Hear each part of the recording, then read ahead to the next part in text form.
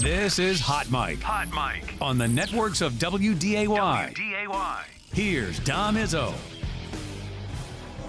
It's that time. An author. Offensive production, number 1.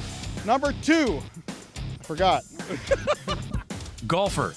It'd be like going on a 3-person best shot, and we were saying, Kolpack, you got to make a 25-footer every time. You wouldn't putt first. I'd have Tim putt first. And one heck of a TV personality. This game is for the Cooper Cup. It's the Forum's Jeff Kolpack. 4! I should have yelled 2. All right, here he is. Our guy, Jeff Kolpack, joins us each and every Monday. His appearances are brought to us by Northwestern Mutual. Jeffrey, good to see you. Good morning. Bison are 3-0. I don't think there was any surprise on that. How they got to 3-0 on Saturday may have opened some eyeballs on what Cole Payton did with his left arm on Saturday afternoon. 348 yards. Who saw that coming? Not this guy. I did not. I knew they were going to throw it. I knew they were going to open it up. I didn't. Not to the tune of 348. But do you think the opponent should have adjusted a little bit after a while? So Tom Batukowicz says in the postgame, we aired that live on our on WDAY Plus at Inforum.com, that he didn't believe that Payton could make those kind of throws. Yeah, well, okay. He showed in the first quarter he could. And then, I don't know if you and Kyle were talking about it on the air, but I just didn't really see an adjustment after that. Did you? No, and the crazy part was Batukowicz told Sam that at halftime, because Sam reported that during his third quarter bit to start the second half, that he didn't believe that, and they still didn't make. Cole was still slinging in the third quarter, and they still didn't do it. And there's a couple that were dropped. Yes. It could have been 380. Yep, easy. That was odd defensive strategy there, but we'll give some props to number 9, because he looked good. He really looked solid. good. I thought he looked composed. Looked like he was checking down. He was going to his other receivers. Wasn't just keen on one. I thought a couple times he just stood there flat-footed, and that's a poised quarterback. Yeah, there was 2 throws to the outside. You're going to see in our highlight package here that he made that were not, hey, the guy was wide open, or he made a deep ball to Bryce. I mean, there were some throw to the boundary, really good. That he was on point on Saturday. I thought the throw to Reese Kessel was the final clincher in the game. End of the second quarter. Again, that was another. The first touchdown here, that's not a easy throw he made a Raja there. No, and Raja just continues to have a great senior season. This is like a wow moment for me, too. I think Bryce Lance is faster than he was last year. I agree. That guy at the angle, and he just went right by him. Yep. That's why the NFL scouts are at the Bison. I'm not going to say Christian Watson fast yet, but it's approaching that. I would be curious to know what the MPH. Yeah. This is another one, Jeff. Out to the outside here, and that's a tough throw, and Bryce makes the catch. And he's got all the time in the world to go and make that play. Another one here, all the time. Again, this one was just what's Simo doing defensively? I don't know. That throw was just spot on. Yep, it's exactly where it needed to be. Okay, he's looking around. This is the play to Kessel. Yep. That's first off. 3rd and 18. Really good. 3rd and 18, 25 yards. Yep. Puts it to Kessel where the only spot he could have got it. Yep. And another one, that's a really good one there to Raj as well. Game over. That Kessel, by the way, we got to give some props to him later in the show on what he's done through the first 3 games of his collegiate career. But for all the talk, and we had it on this program, can number 9 throw it? Can Payton throw the ball? It's been an emphatic, he can sling it. And he certainly, if that was the final dagger on that, what you saw on Saturday. Who's going to be the tight end? We had that question since Joel Stuffle left. Who's going to be the tight end that can maybe go down the seam and be a good receiving threat? Kessel's I think they found him. Yeah. So, obviously, the opponents have been overmatched. I think Simo was certainly the best of the 3 that North Dakota State has seen. Yeah. Yes. But you wrote about this in your column Saturday night, is how do we gauge how good the Bison are through the first 3 games? I don't think you can. Tennessee State was just so bad. Yep. So bad. Citadel just could not throw the ball whatsoever. And then the first play, a bit long throw that Simo hits, you're going, ooh, maybe they – but that was it. Yep. But that was it. Yeah. They buttoned it up after that. But you cannot gauge this team right now accurately. I think that goes for a lot of the FCS because all the new players, the transfer portal – September now, and I think you wrote that. It's like NFL preseason. So you said that in your column, like, You made me think on that one. Like, that he might be right on that, just with how And because basketball has the non-conference where you can figure out your team by the time conference play comes around, you've played 10, 11 games. Obviously, we don't have that in college football. So maybe now the non-conferences really were to figure out where your team is before league play, even though these games obviously count and are huge in the standings. If I were to rank the Valley right now, I'd put NDSU, UND. You put UND ahead of SDSU? I would right now. I don't go that far. I put the Jacks. They should have beat K-State. Yep, and they should have beat Montana. But they didn't. But SDSU really struggled. Won, but they won in Bozeman. That goes for something. SDSU's got the nod. Okay, but I appreciate, it's close. Yep, it's absolutely. Close. But and then After there's a that? sizable drop, I would think, after that. Illinois State, I've not seen enough of. Again, their opponents who they've handled. You know, they're going to play North Alabama this weekend, and they beat Eastern Illinois, and I'm trying to think of the other one they overwhelmed. Morehead State, I think. I mean, they haven't played really anybody yet. South Dakota, and we were talking about this with Sam in our first segment, that just, I don't know what's going on there. That's not good right now. I mean, you know, UNC, did they have a fourth down and they kicked the field goal? Yes, they tried to, as I was watching during a commercial break, they had a third down. They got sacked on, I want to say, and then, it was fire drill, get out there, kick the field goal, force overtime. Yeah. So Coyotes were fortunate. Yeah. Fortunate. So they made a play at the end to get that game to overtime, or else UNC could have won that right at the end of regulation there. Let's get back to the Bison here. Bryce Lance, I've had fans say, well, he hasn't scored a touchdown yet. It's not like he hadn't had any receptions in the first two games. He did, but certainly that was big play Bryce. Well, he Saturday. never saw the fourth quarter and barely the second half against Tennessee State and the Citadel. I think he got into the third quarter here, certainly not the fourth quarter. He might have been out there at the start of the fourth, I want to say, but, I mean, we saw a couple of these. These are just – this is why the NFL is all over him right now of what potentially he can bring to the next level. I think he's – This play you're talking about again, we watch it again, where when he got here, I'm like, oh, boy, nobody going to catch him. That acceleration. Yep. That's next level stuff. That just is part of this receiving core, and I want to we'll talk about Raja Nelson in a second, but that is special stuff. And when you've got a guy like that, Cole Payton, that's a heck of a comfortability to have a guy like this back for another season.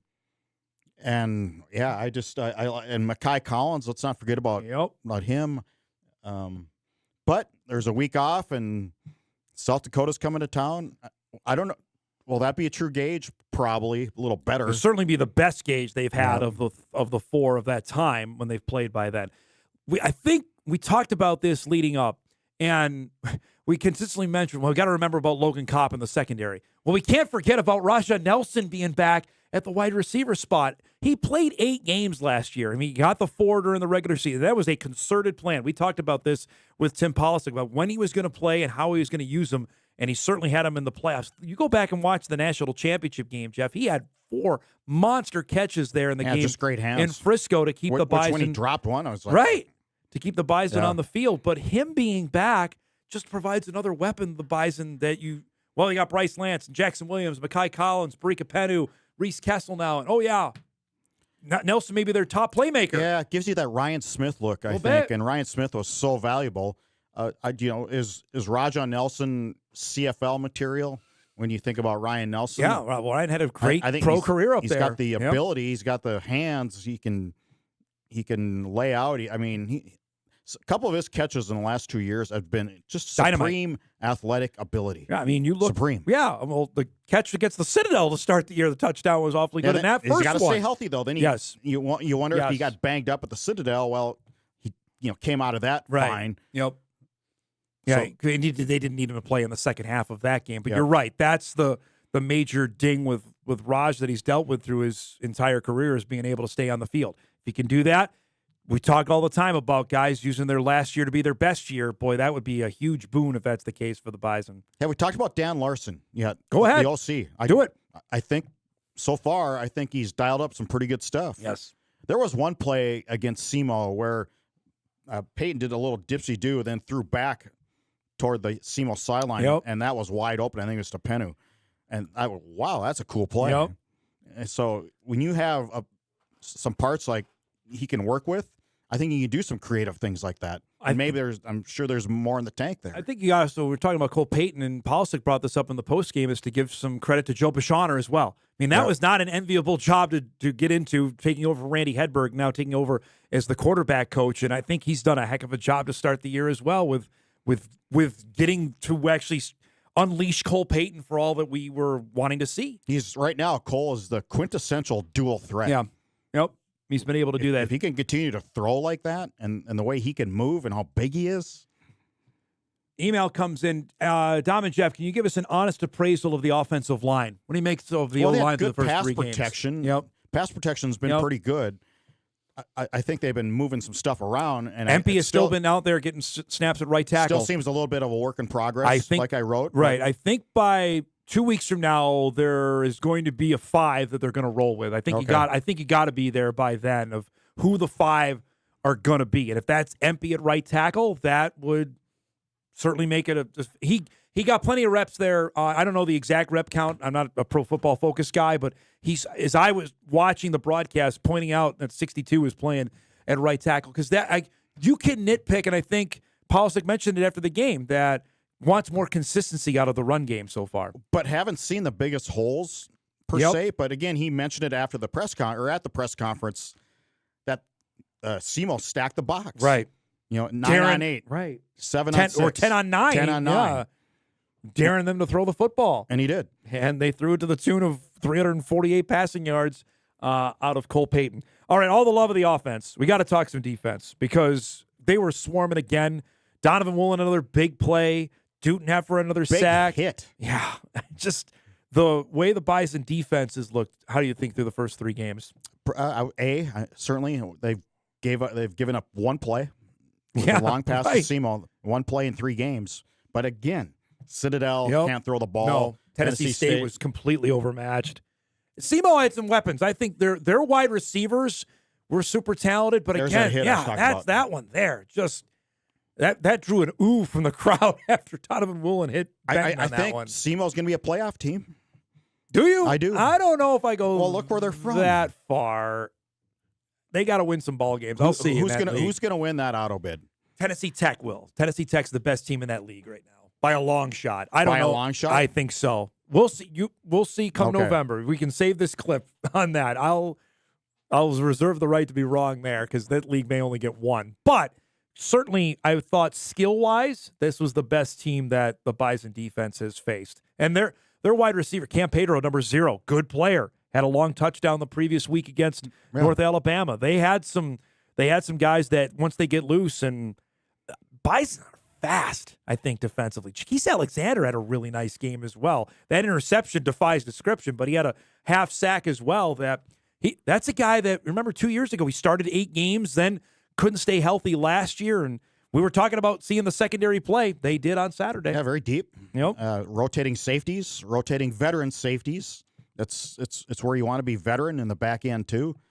Did you notice that Elijah Wayne got in right away? Yeah. So the red shirt's off, and that's gone. Well, so they've played 3, and remember now, the last non-conference game until the end of the season. If you're playing in the second quarter, I just feel like I would tend to off. agree with you, but you're in the rotation. Yeah, I would think so. I mean, he's probably the leader on that right now, and obviously Miles Mitchell. I think those are the 2 guys you can probably say are going to play the full boat. We can ask him tomorrow. I'm sure he'll love to dive into that. All right. Have Sam ask about the injury report. Loves that. Let's do some nitpick central before we go to break. Okay. What stands out to you? Like, okay, they got to clean this up, or this has not been great the first 3 punting games. game's been okay. I would agree that punting game's been okay. Other than that, I don't know. It's pretty hard to nitpick. I'd say offensive line run blocking me. Yeah, that's been there. It's been decent. Yeah, it's not great, and I think that's why Tim brought it up. But you got to find something to talk to your team about during They've dropped bye like week. 3-4 balls. They have that. Tackling, I think, has been better. That was something that I thought over 2 of the last 3 years. Tackling was not great. I think that's been bottled up as far as I can tell. I wonder if because they got a little more physical in this August fall camp. They did that. And that was one of the reasons they did that is tackling. Yeah, I think because they're linebackers. I know I made the maybe preposterous statement during Bison game day, but they're they're stealing another big game. Woolen's flying out there. Kopp is just racking up tackles like he does, right? I mean, that to me is just what they've looked like so far. Other than that, and stayed pretty healthy, I yes, think, through 3 games, correct. which is a big deal, Austin too. Altapeter didn't play in the game, backup linebacker with a calf injury. Chris Harris, obviously we know, and they got better news on Harris that he may be back sometime in October to play rather than miss the entire season. You told me after 3 games, you're sitting pretty, knowing full well this is completely different. I know we've got to go to break here than last year. Remember, they played 9 games, then had the bye. This year, 3 games, then they're going to play 9 in a row. Hopefully, they would hope for a bye week before the FCS playoffs. And would you rather have it that way? Oh, I think teams would. You remember last year, how often was policy saying, we just got to get to the bye? He said at least 2 or 3 weeks prior to the bye week coming up. Yeah, because you forget that August practice. I mean, practice started July 30th? This year, yeah, July 28th started this year. So that's a long grind. That's going for a bit. So, and this is going to sound discrediting, or I'm not taking them seriously. That game with St. Thomas being as the last game of the year, that's a huge deal, knowing if things are, quote unquote, wrapped up, that's an opportunity to play some guys, but maybe not play everybody. Well, you know what I mean? Like, by that going judging by St. Thomas right now, which struggled to beat Northern Michigan, which has been they haven't won a game in 3 years. Yeah. And the Dragons hung 52 on them. Yeah, 40 something. Yes. Point being, yes. Point being, right. That St. Thomas was trailing for a while. So there. I guess my point is, it's almost like an NFL team. If you have things locked up, do you play your guys, then have a bye, and then don't play again until that's a wonderful cross discussion. That bridge when you get but to it's it. But at least I want to throw it out there to recognize if things set up the way that they hope it to be, there's a potential for that you may not have to run your guys through a brick wall for 9 straight you weeks. still start your guys. Yeah, I would think so. Depending on what's at stake when we get to the end of November. We'll break. We had a bunch of emails coming in to talk to Kolpack about and look ahead to the rest of the Valley schedule. It begins coming up this weekend. We'll do that on the other side of the break. Hot Mic rolls on. We're back after this on WDAY Extra, KSFL, and Inforum.com. All right, back here on this Monday morning. Jeff Kolpack joining us. His appearance is brought to us by Northwestern Mutual. Got a couple emails I want to get to before we look at the latest poll that came out while we were on the air, or while we were in commercial break here. Let's do a couple here. This is on the Bison passing attack. Who would have thought NDSU would average 284 passing yards a game? Refreshing to see them open it up if teams want to sell out to stop the run. Code Green, especially the front 7, is nasty. Teams are going to struggle driving distance of the field against them. Best part of this team. Need to see more consistency from the O-line as the competition gets tougher in the Valley. If this team plays to potential, no one is going to beat them. Possibly. Yeah. Yep. Let's talk on the front 7 part because we haven't talked a ton on the defensive line. We got plenty of love to the linebackers, but that front 4 there with certainly on the inside, Dutenhofer's played great. And he looks different. And Tim said that in Looks August. faster. That he looks different. He moves a little different, moves a little better. And he certainly proved that on one particular play I remember against SEMO, that he just jolted around somebody and stuffed the back. You think of their top 4 up front, right? Anene's going to be an All-American if he keeps it going. You've got Dutenhofer and Keenan Wilson, who had another big play. Keenan ran a guy down. He ran a running back down. We showed a replay of that got me like mouth dropped. And you mentioned it on your story in your review of the weekend, Isley, right? Yeah. Victor Isley, another one. Ran down a skill player on toward the SEMO sideline. That was, and I think Kyle mentioned it on your broadcast. Yep. Okay, Yep. there's something there. Something there. And then McCaslin's obviously the other one. I said this, maybe I said it to you. This defense had the makings to me of the 2012 Bison. That was a team that year. They won the title almost not in spite of their offense, but pretty close to it. Their defense was amazing that year, especially that front 7 was dynamite. Yeah, and I've said this forever, and in this whole dynasty stuff, in this since 2010, really, if you want to go back to that there's been offensive stars left and right, and this program's been not inundated, but pretty well littered and well stocked with offensive stars over the years. Yep. But it's the shutdown defense is what wins you titles. When South Dakota State won their 2 titles, could talk all about Gronowski and all these, The Pierre weapons Strong, he had, and but it was the their Yankee defense brothers, that was right. the best in the Yep. country. Yep. They weren't doing anything on that front. The front seven was dynamite. They had all three of their linebackers for the Jacks were tremendous players. It's like baseball. If you have a pitching staff that consistently shuts down teams, Yep. you don't have to score 9 runs a game to win. And the same with football. You're not getting into shootouts. They haven't had to get into shootouts since 2011 consistently. No, and you always talk to me about up the middle. So defensive tackle, pretty solid with Dutenheffer and Wilson. Middle linebacker is Staling. And the back end, I love Darius Givens, the player at that safety spot with him and either Crumby or Jones back there. Yeah, It's somebody pretty good. missed an assignment on that long Yep. touchdown play. Yep. Ryan Jones is just a steady hand back there. Givens, Crumby, yeah, you said, and these guys now are veteran players. You're older on that, no doubt. The rest of the league, we talked about this because we'll have a chance to watch some other games. South Dakota State is off this week. UND plays Valpo, so it's almost like they're off this week because Valpo is what they are. I'm interested to see South Dakota plays Drake, so I'm not sure we're going to get a total evaluation there, although Drake handled with the Jacks for a bit. Of who else is there? Illinois State is the one we constantly hear about. I got to believe that is the one team we need to figure out and find out if they are a high-caliber team. I was going to throw Southern Illinois at you because SIU plays SEMO this week. That's a big rivalry game that's in Cape Girardeau. Southern Illinois is on my radar as that team that good can maybe go up there. DJ Williams, good quarterback. Not great. He's good. So you have that. We'll see. They always have to depend on their transfers. That's just the way Nick Hill has to operate now. Losing, gaining guys. And they got beat up totally last year. They were down to their 4th-string quarterback last year. But Murray, Indiana State. Yeah, it's bad. Don't really know much about Northern Iowa at this point. Yeah, Northern Iowa I think they're edged out Eastern Washington. I think they're okay. I think they may be a little better than last year, and they weren't very good, obviously, at the end of last season. But maybe they've beaten Butler and they beat Eastern Washington. I don't know what I make out of that. Again, I they go lost back. to Wyoming. This is the exhibition season for FCS football.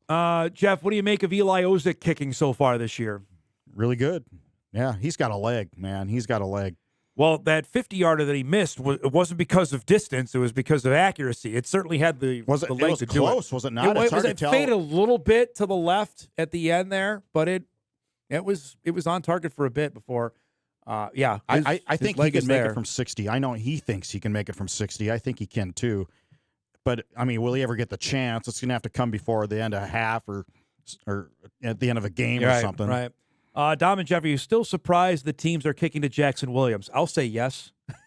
A little bit. I don't know why, after seeing what he did last year, and even Tennessee State did it a couple weeks ago when we were down in Nashville. I'm not sure why the memo hasn't gotten out on that. There's clearly tape out there on that. Hasn't busted a real long one. He had one at Tennessee, and it was Tennessee State. Right.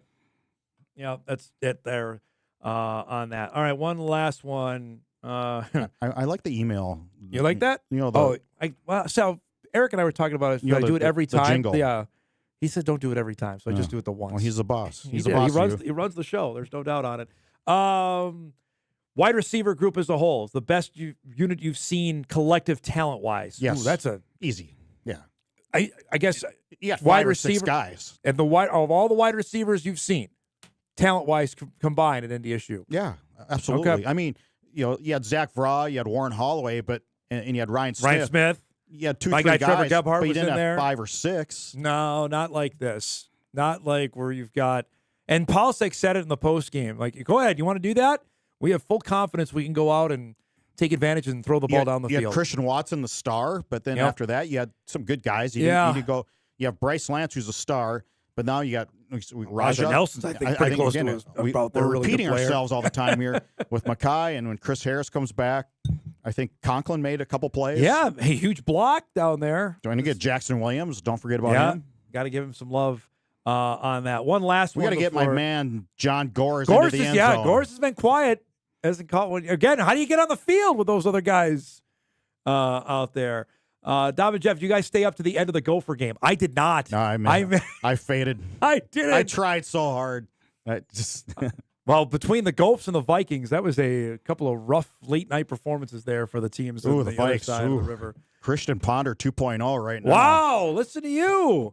Right now after 2 games. It's been 7 quarters of bad football. We talk about preseason. Maybe you want to play him in preseason. Maybe you wanted to. Maybe, we'll see. They got Cincinnati, and then they got 2 games overseas Just doesn't look coming very up. dynamic to me right now. Nothing looked good last night. Nothing looked good, honestly, for 3 out of 4 quarters against the Bears. So it's not been pretty there. How long till Carson gets in? Well, I think the Viking fans already were asking about Carson Wentz during the second half of last night's game. Carson, Well, he was without 3 starting offensive linemen, though, too. You got to acknowledge that. The Vikes got dinged up on that. So great stuff as always. Enjoy your bye week, and we'll talk to you next week, all right? There's this thing called a golf course. Really? That I've kind of been missing lately. All right. Well, that's where you can find Kolpack. Great stuff as always, bud. Thanks for coming by. Jeff Kolpack joins us each and every Monday at 10. We'll break. We come back. We'll chat some high school ball. One of the top teams out there so far is Park Christian. Head coach Matt Bosch joins us after a big-time performance they had on Friday night. It's coming up when we come back.